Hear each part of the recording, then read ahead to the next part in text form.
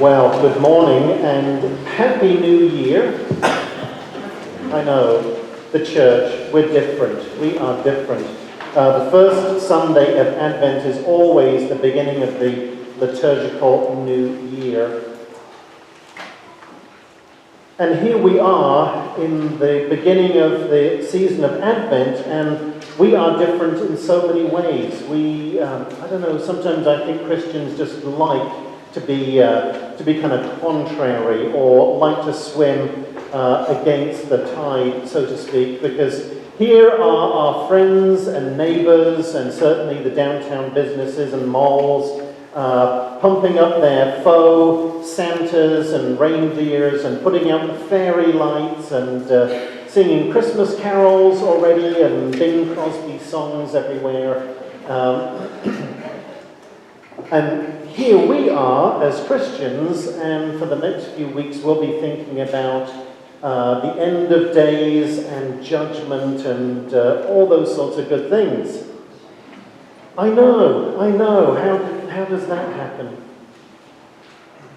Our reading today, Jesus said, be ready, for you do not know the hour when your Lord is coming. Be ready. Be ready. And I was kind of pondering, what is it, or what might it look like or feel like to be ready for the coming of Jesus? I'm not really talking about the end of the world, because as it says in the Gospel, no one knows the day or the hour, only the Creator knows. And so I'm very happy to put the whole business about the end of the world into God's hands. God is big enough to deal with all of that, because I've got enough to worry about in my small life. So I'll let God deal with the big picture stuff. Be ready could also be talking about the end of our personal lives. Because those of us who have lived long enough know that none of us know the day or the hour when we will leave this world. Many of us have known people that have gone just like that. And all of us are standing on the edge of the precipice. Or, as I like to think, the edge of glory. And so, in one sense, all of us have to be ready. All of us have to be ready. And all of us need to live each day fully and wholly and not put off tomorrow what can be done today. But there are two things I was thinking about when it comes to being ready to welcome Jesus. Ready to welcome Jesus again into our hearts and into our lives, to be ready for when Jesus shows up. Because I think this gospel is as much about today and the present moment as it is about the future and the days to come. I think it says as much about our lives here and now. And what do I mean by that? Well, I think Jesus comes to us every day. And I need, and maybe you need, to be ready for when he shows up. And there are two ways I think we can all practice being ready for the coming of Jesus. One is by welcoming Jesus in the unexpected. The unexpected. How many times have you been like me and you've got your list or you have a plan and then you start to enact your plan, but then things seem to start to go wrong, or people kind of interfere with your plan, or things just happen, and before you know it, your plan is really starting to go awry. How does that make you feel? A little mad, maybe, a little angry, a little, I don't know, uneasy.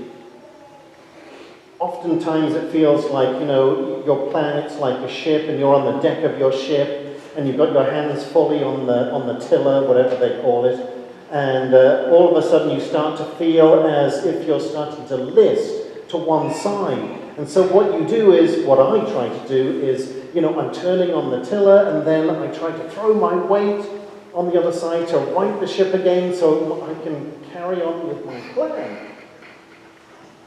Oh Lord, help me. I have such a good plan, and it doesn't seem to be working out as I thought.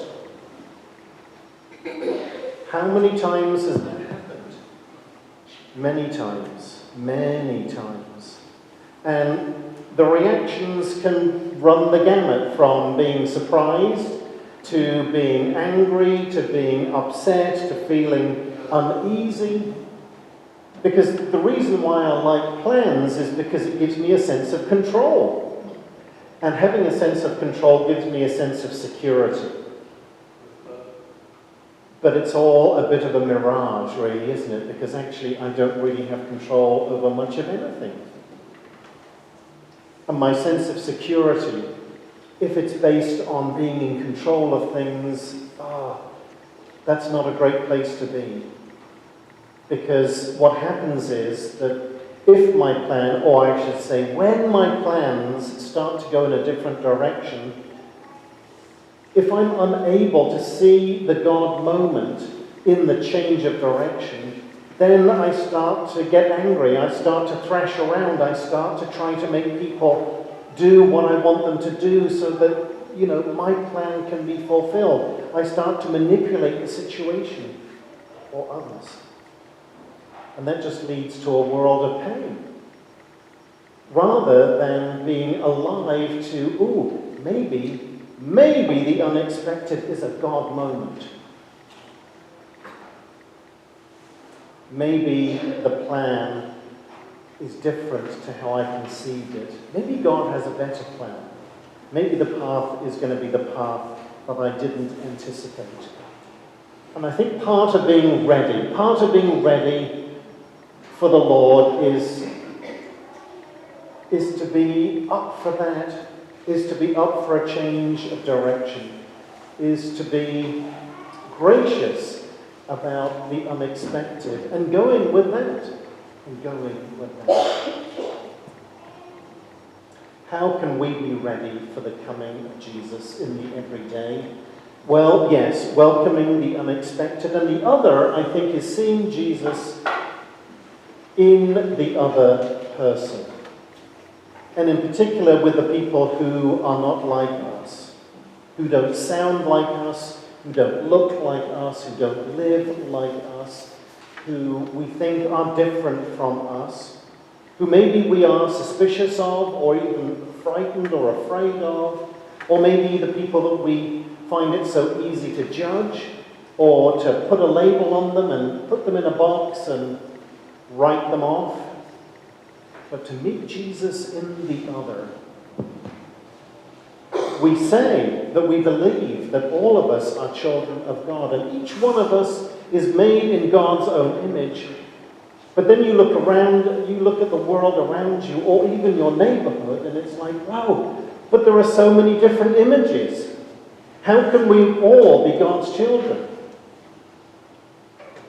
I'm a child of God, so didn't God just make everybody to look like me? And the people who don't look like me or don't sound like me, are they really children of God? Maybe we don't say it quite that way, but we certainly find it easy to act that way.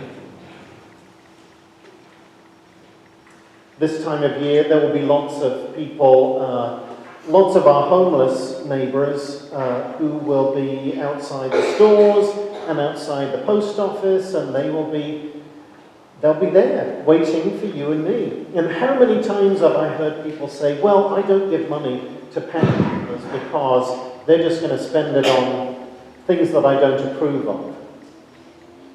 Well, it's not my place to judge. Jesus just said, give to everyone who asks.